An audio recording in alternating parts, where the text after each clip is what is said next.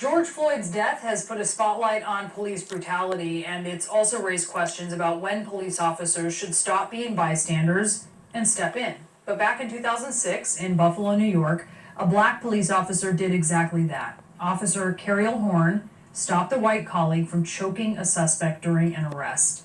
She got fired for it. Officials at the time claimed that Officer Horn put her fellow officers at risk, including the white police officer whose chokehold she stopped. Well, now, more than a decade later, the Buffalo City Council has voted to ask the State Attorney General, Letitia James, to reinvestigate Horn's firing. Carriel Horn is joining me now. I want to thank you so much for being with us today, because, now you have a decade later, what a different view, right? I want to know what you thought as you watched the video of George Floyd. It was heartbreaking because I know that he did not have to die had one of those officers stepped in and intervened. And, from my situation, I understand that I did stop the chokehold and he does live. So for me, it was really heartbreaking, and I cried for 2 days trying to understand why no one would listen to me. Because if police brutality is the problem, then I figured out the solution, which would be Carriel's law. I should not have lost my pension for doing what was right. Yeah, you had served 19 years, right? You were 1 year shy of your pension. And I see your shirt there. It says George Floyd needed Carriel Horn. But you watched the video and there was no one stepping in, right? And I wonder if you can tell us what it was like for you in that moment to make that decision. What was your thought process when you decided to step in? Well, I yelled to him. I said, "Craig, you're choking him," thinking that, whatever happened in the house, that he would come back to reality and stop doing what he was doing. And he didn't stop. So I grabbed his arm from around Neil Mack's neck, and, they fabricated a story. But I never jumped on his back like they said. I simply grabbed his arm from around Neil Mack's neck because Neil Mack was already handcuffed, so there was enough officers there to control the situation. So what do you think, Carriel, should be done to, or happen to, officers who do not intervene?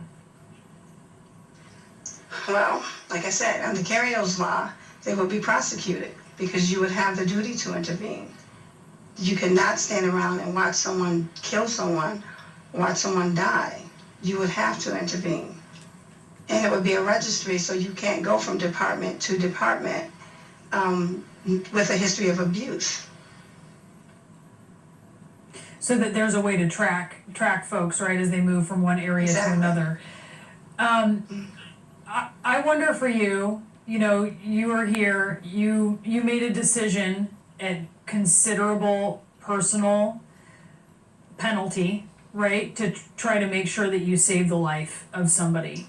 And then you watch that in Minneapolis not happen. I wonder what you think the message, though, was sent. I'm sure police officers beyond where you work heard about you, right? What message was sent to police officers when you were fired for intervening? The message was sent that you don't cross that blue line. And so many officers don't. You think it's changed, Carriel? I think that it's changing.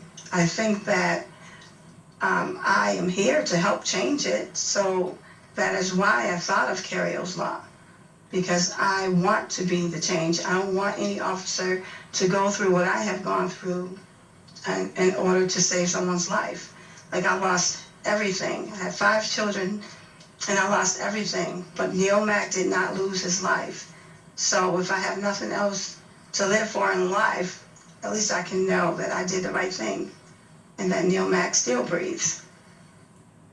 Can I ask you really quickly, Carriel, are you feeling good about the chance that your good name could be restored and that you might be able to receive your pension?